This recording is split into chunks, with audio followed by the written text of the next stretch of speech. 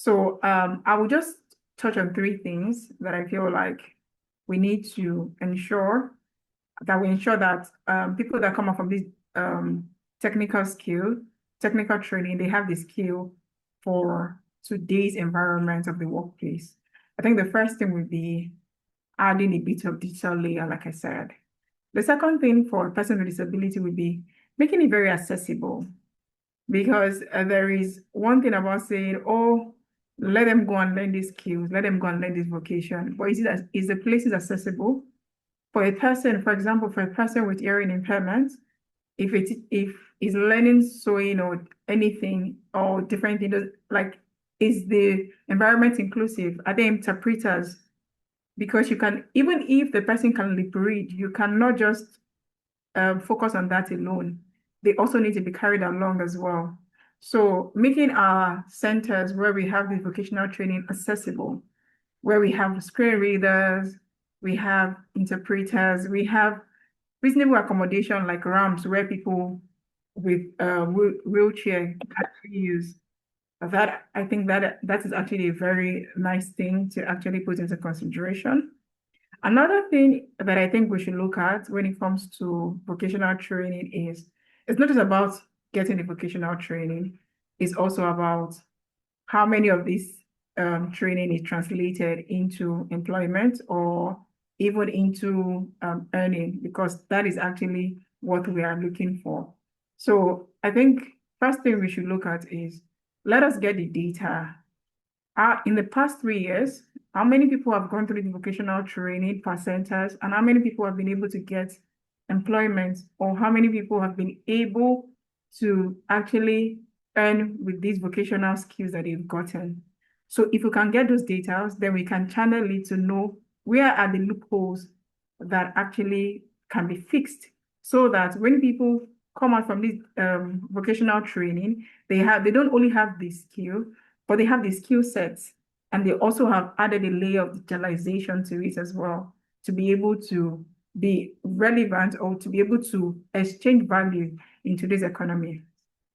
Thank you so much for the amazing contribution. You spoke about accessibility, and I love the different layers that you brought into the discussion. You also spoke about reasonable accommodation, and for me, that's like one of the most striking things you mentioned. Reasonable accommodation means, I think it's centered on the principle of equity. Equity says not one size fits all, and I think that's one of the striking thing for me there. Not one size, because there are many people that still believe that once you provided a ramp, you have done everything. In fact, you have died on the cross, but that's not the truth. So thank you so much for mentioning reasonable accommodation. And then data. Yes, we don't have, let's even get the data of the people who have even gone through this training, and then see how do we even work with this data that we presently have.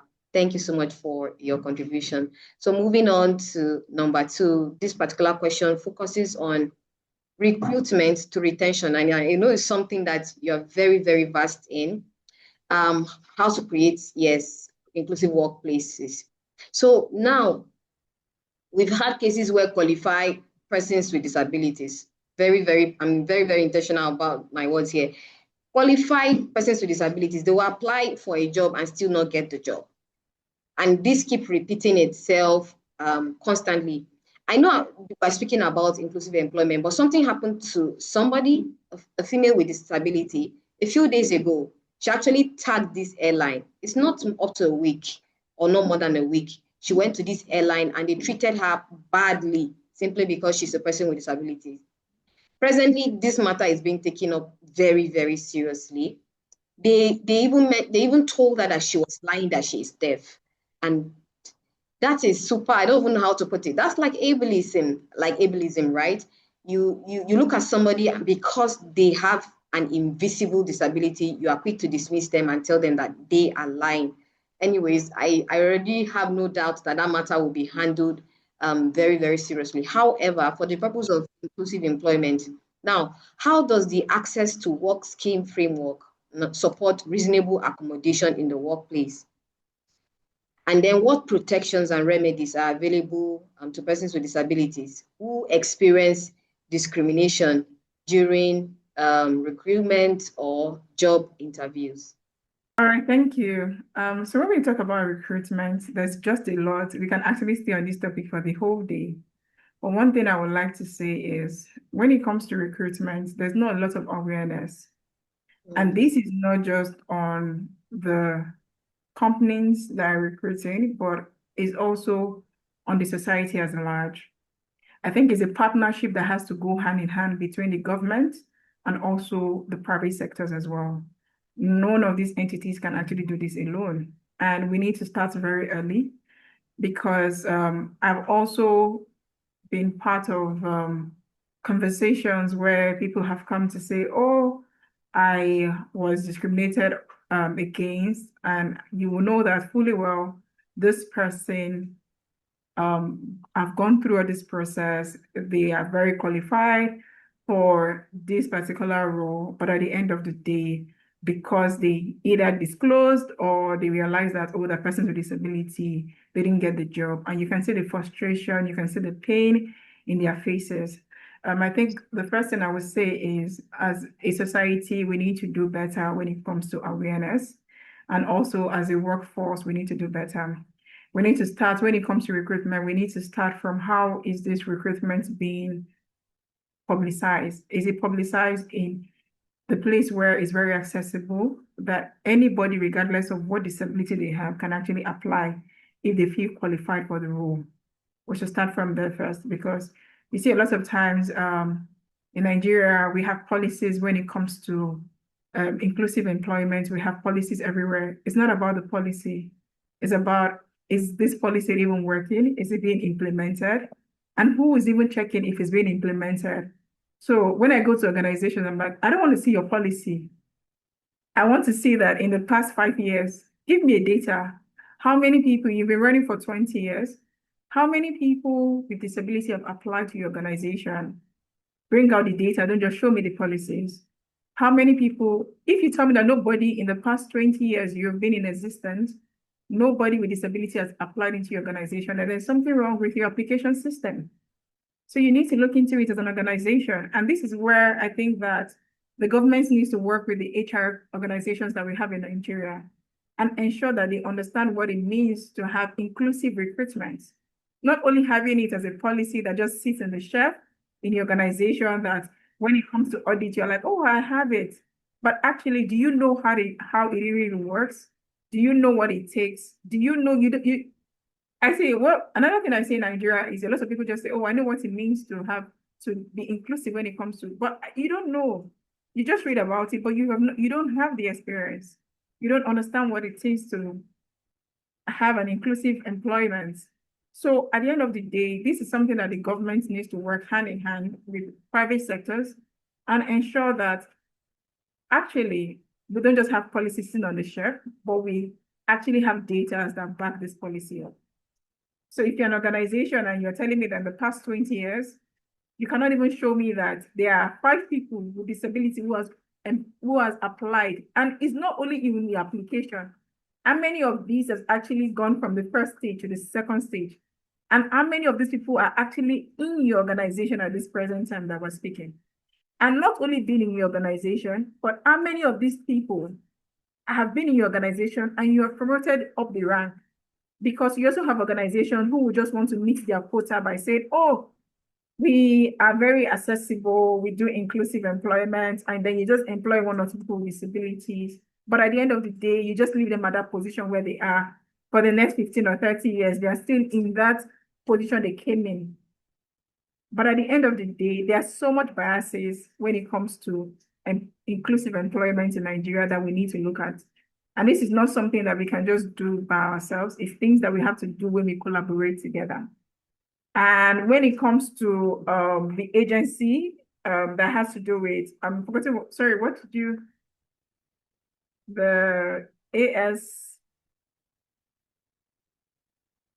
I'm trying to remember the name of the organization where the government has brought an initiative where there's an initiative that the government brought where they are meant to bring reasonable accommodation to persons with disability so that when it comes to employment, people don't start to say, oh, because, for example, let me paint a realistic scenario for you. I want to hire for a digital marketer, and I put out the ad. And then for me to hire, the salary range is 100 to 150,000.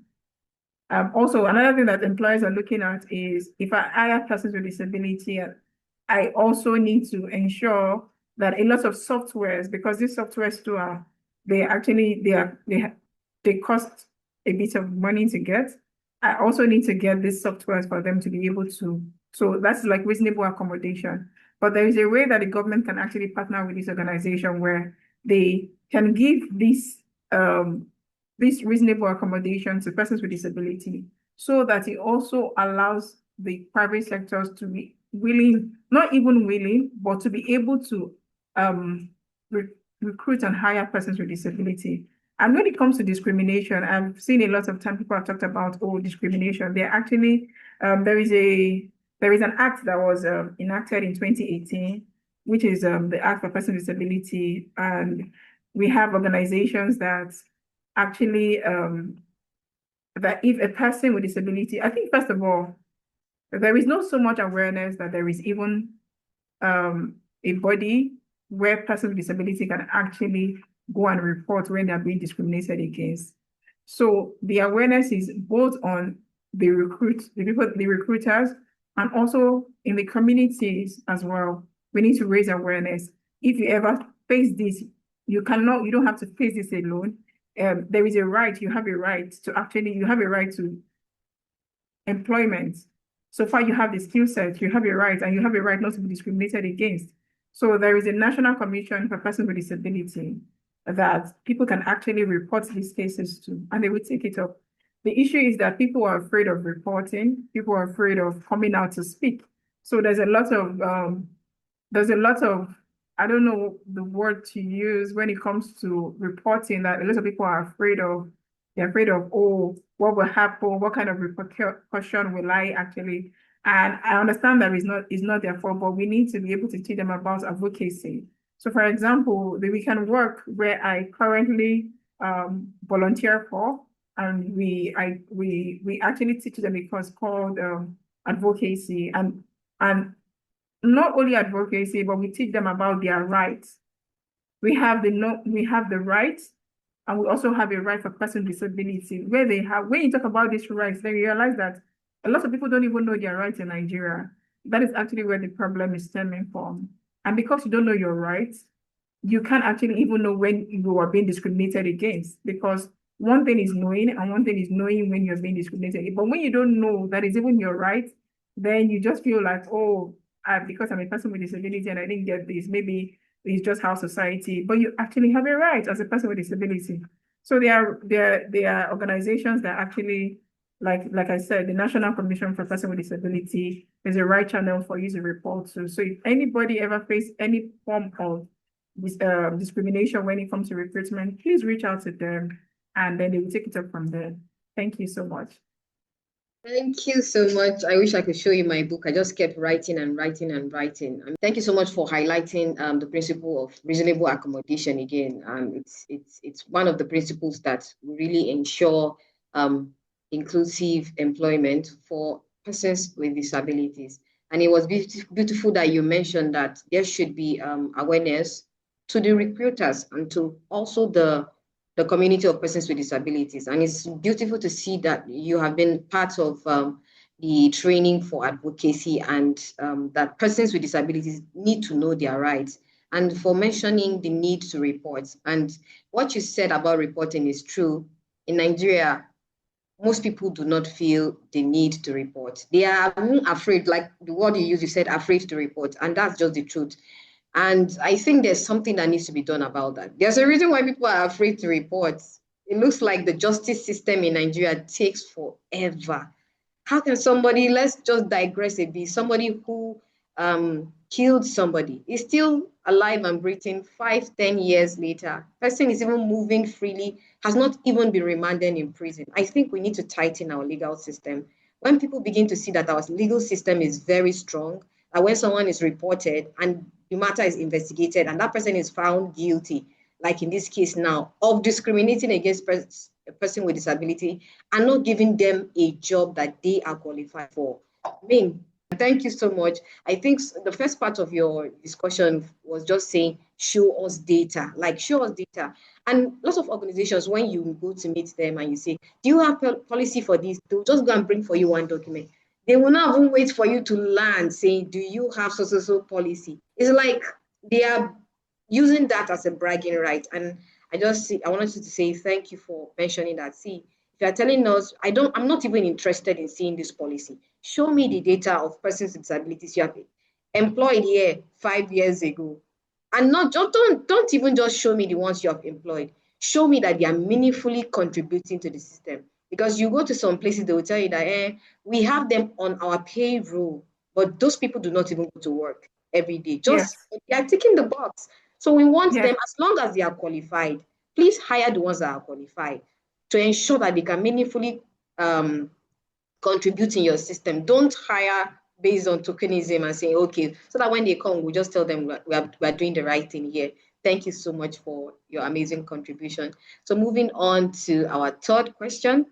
Our third question focuses on how do we even move away from commitments to policy? Yes, based on this thematic area, inclusive employment, it is one of the areas where the Nigerian government made a commitment last year. They said, we are going to commit to increasing employment opportunities for persons with disabilities, with a transition from 5% to 10% by December 2027. When is December 2027? That's next year. That's like 1 year, 6 months. So we want to see that, okay, within this short time, how do we even ensure that this promise becomes a reality? So now what's policy reforms? Probably not policy reforms, because you just mentioned to us that, see, we don't even want to see your politics. We want to see concrete things. So maybe I rephrase this question and say, what concrete things are required to achieve these goals? We don't even want policies again, because even the 5%, like we mentioned earlier, we are crawling on that. And then how can stakeholders track commitments such as dedicated budget lines? Because we cannot ensure inclusive employment without having a dedicated budget line for employment-related reasonable accommodation. We must say the truth. Reasonable accommodation is not free. It costs a certain amount to achieve, right? So how do we ensure this among the government, ministries, and agencies? Because these MDAs, they need to take the lead. Yes, when they lead, how do we put it? Lead by example. Then we can begin to see even private sectors taking this forward. The floor is yours now. Okay, thank you so much for that question. So when it comes to taking it from 5%, which you said, even the 5% were actually struggling. So I think one of the things we should do is not even look at the policies, because to be honest, the policies are there, but I think where we struggle so much is implementation. Implementations are where we are actually lagging behind. We have a lot of policies when it comes to that.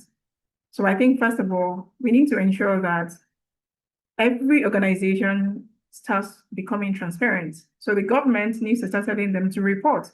Like the way you report your annual tax, you need to start reporting on how many persons with disability you have in your organization. And like you said, what is your budget for reasonable accommodation per year? And if you're falling short of it, okay, what are your implementation plan for the next year to ensure that this particular, gap that you had this year, you are able to minimize it next year. And also let there be real figures, like I said, data. Because when you tell an organization, 5% of your, like at least 5%. Now, organization that has a staff strength of 1,000, you need to clear it out, let them know. At least 5%, that is you are employing 1,000, that's 1,000, that's about 500 staff. Okay, that's about 50 staff. You have to have at least 50 people in your organization that are actually persons with at least, so that you are actually driving home the point. Because when we hear 5% of their staff, they're like, and we don't want just that 5% at entry level, because we have persons with disability who can actually be in managerial roles as well. We don't just come and put persons with disability at entry level places. Put them in managerial roles. Let us see what roles in your organization. Let's see how they are contributing to your organization. Let's see the critical roles in your organization where they are playing a pivotal point in your organization. So that is something that the government needs to do. Enough of this policy. Let us see the working. Even government organization as well. Let us see reports every year and year in. File a report like you're filing your annual tax. This is a quota that you have to meet. And if you don't meet it, let there be things like, let there be penalties for organizations that don't meet this particular target. Because if you don't put that into place, then organizations will just be like, oh, if we don't meet it, it's fine. At least we'll have the policies in place. We don't want policies now. We want them to be stringent measures that if you don't meet these policies, this is the fine. In fact, let it even go beyond monetary fines. This is what the organization will face if you don't meet this particular thing. Because at the end of the day, we have, even among the people coming up,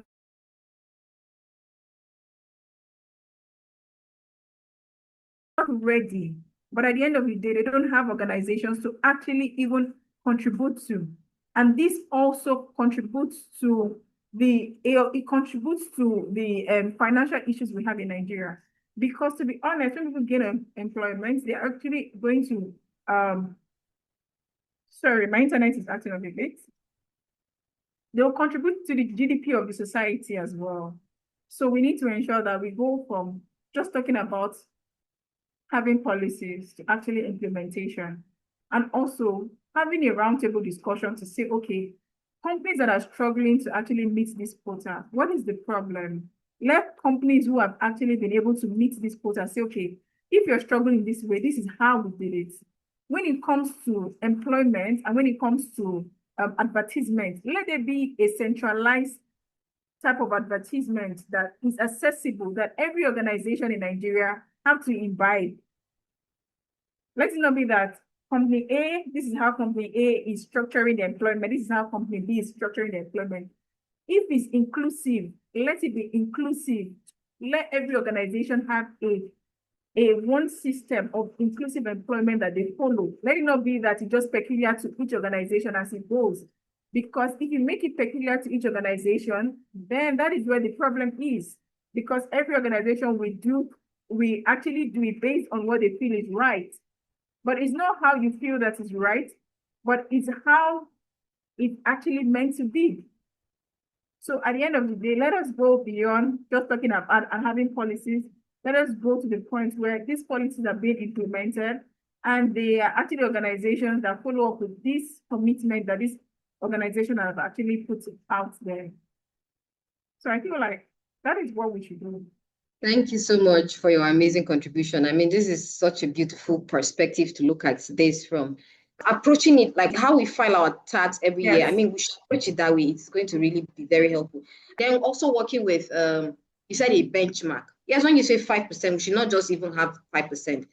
If we know that this organization has 50 people, then we should be able to calculate and say, okay, so number of persons here are supposed to be persons with disabilities, right? Qualified persons with disabilities. And if we come there and the number of people you already have in that organization falls short of your overall number, then there's going to be a problem. And then if you're experiencing problems with employing persons with disabilities as an organization, I think you also need to report that and probably get guidance. Yes, get guidance. And I think that's something a lot of organizations are sleeping on, maybe because we don't know.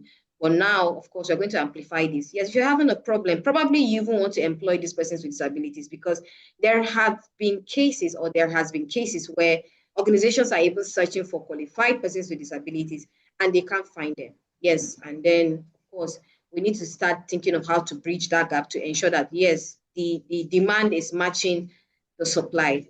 Thank you so much. I could go on, but I will just stop here. There's one more question. I think I have two more questions to go.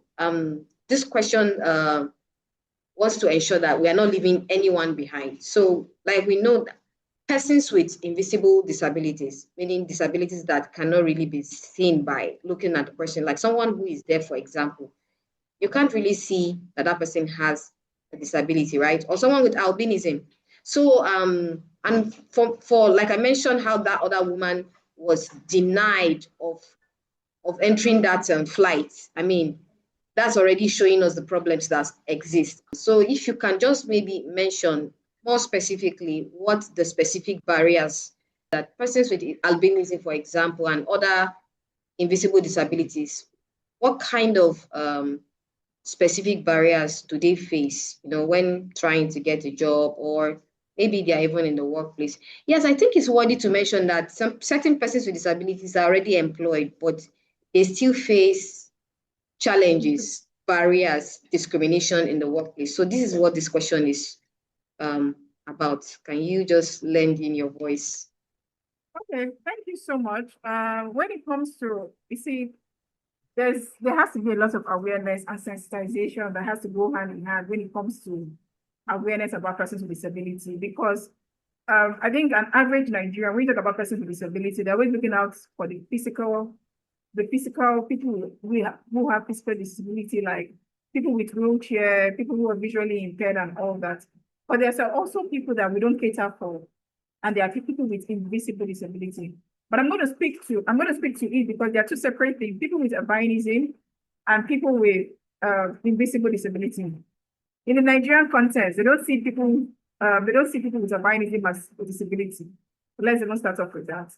And also, we need to talk about the social media. Social media and the internet has not portrayed them in the most dignified way.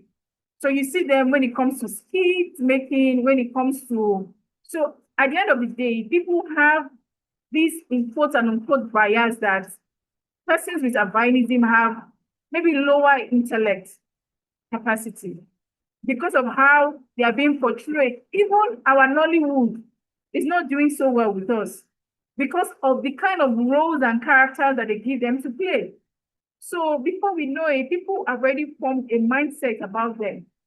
And there is nothing different from me and persons with albinism. It's just the color of my skin. Color doesn't affect anything. Like I said, the only issue they have is that some of them just have low sight. Like all of us do, we're wearing glasses. I have to wear glasses to actually see you very clearly. So it's just things that, and also, like I said, the internet doesn't portray them in the most amazing way. Like I watch shows and I see, I think one of those shows that have to do with popping of balloons, and I'm like, this is not a good representation of this community. People need to start speaking up. People don't just look at people with albinism and just think that, oh, they're certain because they have a kind of skin type, there are certain things or certain roles or certain jobs they can do. That is the bias we have in society. And there needs to be a mindset rewiring when it comes to this. And also, we cannot live with private sectors, the HR practitioners. When you are hiring, please ensure that these people are actually part of it. And when you hire them, please ensure that you don't subject them to things that will not allow them to thrive in the organization. You cannot go and hire someone with albinism and put them on the field where they face adverse weather. Yes. Not nice. It's not nice. It's not appropriate. This is why we talk about reasonable accommodation, because you need to ensure that the welfare of everyone in your organization is met. And one of the ways is that you need to ensure that even when you hire people that have albinism, you need to ensure that they are put in an appropriate role that also does not put them at adverse effects or does not deteriorate their health. You need to send a document. Please ensure that they have it in format that is bold enough that they can read. Have it in format that is accessible to them. Have screen filters for them. It doesn't cost too much. Ensure that they are also being protected as well. Because at the end of the day, we understand how the labor market is in Nigeria. Everybody wants to get employed. Everybody wants to get a job. Everybody's even thankful to have even whether it's person with disability or person without disability, you know how the labor market is. So if they get a job in your organization, also ensure that their welfare is in place. And also when it comes to persons with disability, we also need to look at we have both visible and invisible disability. And even the workforce needs to take note of that. we have people in Nigeria now, awareness is coming out, but it's not well spread that even people with sickle cell, there are people with disability as well. You need to ensure that when you are doing your accommodation, reasonable accommodation, you don't only just make it for people who have physical disability, but also make it open, cater for people who also have invisible disability. And also the disclosure in the workplace should be kept. It should be something that it's not as if somebody will come and confide in you that they're having a mental health crisis. And then the next day they are passing and everybody's like, they need to work in an environment that also enables them as well. We need to be able to look for workforces that is enabling so that these people can actually work and you would are productive. Because even working in a place where you feel like everybody's talking about you or everybody's in your business doesn't make you a productive person. So we need to also ensure that we are also catering for it, and there should be a lot of awareness. So I'm going to give you an example, a life experience. So in my academy, I have someone with hearing impairment. And one of the issues they face, can you hear me? And Yes, one of the we can. issues they face that when they want to board the Lagos bus, which is the BRT, there is a card that persons with disability have that they make it subsidized for them, for the transportation subsidized. But for persons with physical disability, they actually allow them to ride the bus with that card. But for persons with invisible disability, imagine me, I'm somebody that has hearing impairment, and I walk up to you and I give you the card, and there is nothing wrong. I'm wearing a suit, but I cannot, I have an impairment.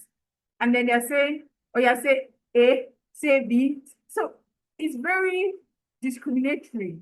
So it's not as if for person with disability, there is a that you can put them on and say, oh, just put them on these scales. It shows what kind of disability that the person has because they don't have physical disability. Create awareness.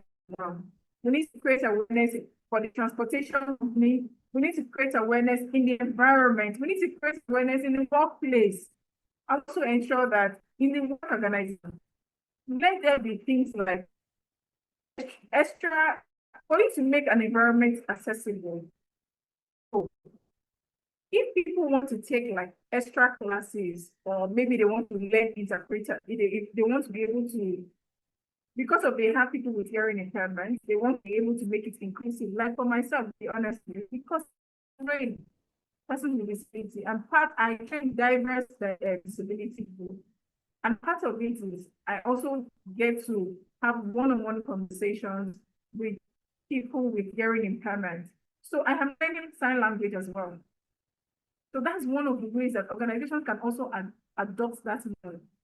If people in your organization want to learn, allow them, give them that, so that even people who are working in your organization that have hearing impairment, they can actually feel inclusive when they see that the organization is also making accommodation for even their colleagues to learn this sign language, so that communication is actually flowing in two directions. I think that would be actually a very nice thing to do. Thank you so much for mentioning the barriers and even providing solution to how to take these barriers off the way. Thank you so much. And we're moving on to our last question for today.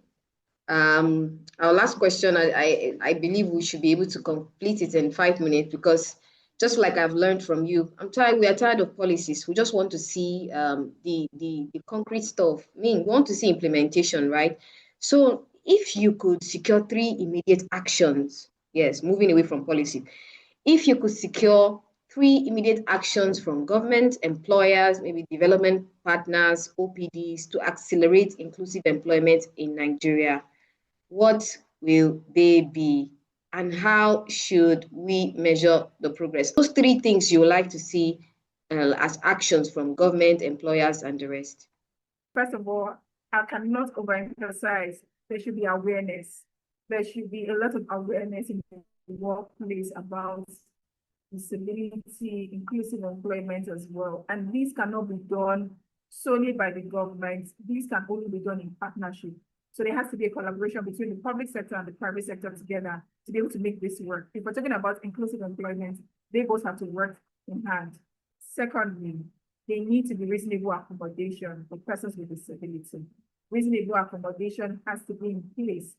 And another thing, we need to move from policies to implementation. Let me see the data. Let me see how many people are you employing. Let me see what, if you're not able to meet that quota, like I said previously, let us have a roundtable discussion. Let's even bring people with disability into the forum, because you cannot exclude them when you are having these conversations.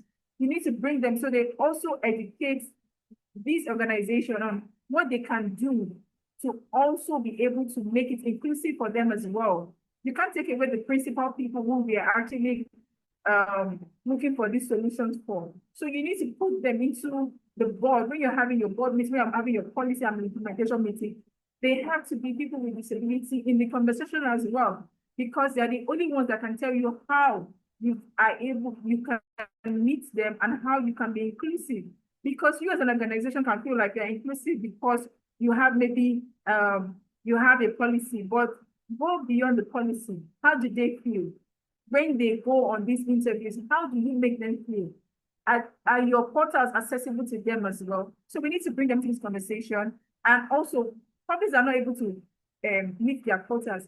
They also need to come forward and say, this is where we are struggling. And then we propose solutions as well. So I think that the collaboration is one, awareness is one, and also including the people with disability into this conversation as well. The lived experience is also something that we need to do. Thank you so much for your amazing contributions. And one of the things you kept mentioning from start to finish that kept repeating itself is reasonable accommodation. I mean, this is a very, very strong point, and we are going to really hold on to that. Reasonable accommodation, because of course, if you employ these persons with disabilities in your organization and there are no reasonable accommodations, it means they will not function well. So thank you so much. So if we are going to look at how do we ensure inclusive employment, if no one lives here with any other detail, we should be able to live with reasonable accommodation, ensuring that we are not using a one-size-fits-all approach for persons with disabilities in the workplace. Thank you for mentioning the barriers and the solutions. And I mean, one of the things that still struck me today is we are tired of seeing policies. And that is, for me, that is the strong point of moving away from commitment to real action. Thank you so much for today. We are hoping to have this amazing conversation with you maybe some other time. Thank you so much. Yes. Thank you so much. Yes, have a great day. Thank you. Yes, bye.